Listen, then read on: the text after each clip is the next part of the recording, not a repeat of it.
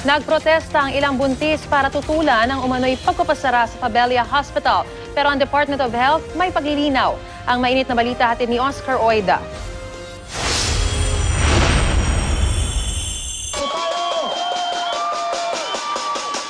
Kabuuan na ng ilan sa mga buntis, pero hindi nila ininda ang matinding sikat ng araw nang ipagsigawan ng pagtutol sa umunoy napipintong pagpapasara at pagpapagiba sa Pabella Hospital.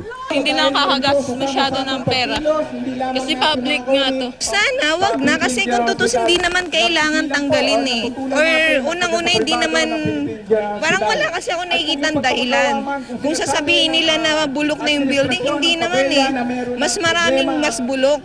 Nakahanap sila ng kakampi sa ilang doktor at empleyado ng Pabella na nanganganib raw na mapalayo ng trabaho sa oras na matuloy ang pagpapasara. Kung matatanggal ng Pabella, sana pupunta yung ating ibang pasyente na in fact yung ibang hospital natin ay hindi naman nagkikater ng ganong karami ng mga pasyente. Pero nilinaw ni Health Secretary Janet Garin na hindi ipapasara ang Pabella Hospital, kundi ililipat lang sa ginagawang gusali sa likod ng tanggapan ng Department of Health sa Maynila. 2007 pa raw kasi nalaman ng DOH na ang Home Guarantee Corporation pala ang may-ari ng lupang kinatitirikan ng Pabella. Noong August 2013 pa raw dapat sinimulan ang pagpapatayo sa bagong ospital, pero ilang taon daw naudlot. Unfortunately, there were controversies hounding and dumating nga siya sa korte. Parang nagkaaway-away na ito. But again, this was before my time. If you're going to see the timelines, lumabas na lang yung notice to proceed January 2015. Lumalabas rin daw sa pagsuri na hindi naligtas ang 4 na pangunahing gusali ng Pabella Hospital.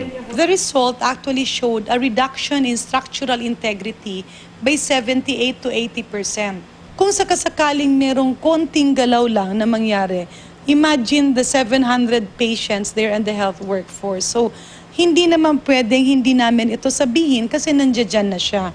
Hindi naman pwedeng ipagpatuloy or sarhan namin yung aming mata at hindi na lang namin ito pansinin kasi this is a real danger. Tinatayang matatapos ang construction sa bagong Pabella Hospital sa 2017. Magagamit pa ang ilang bahagi ng lumang ospital pero kailangan daw magbawas ng pasyente at empleyado.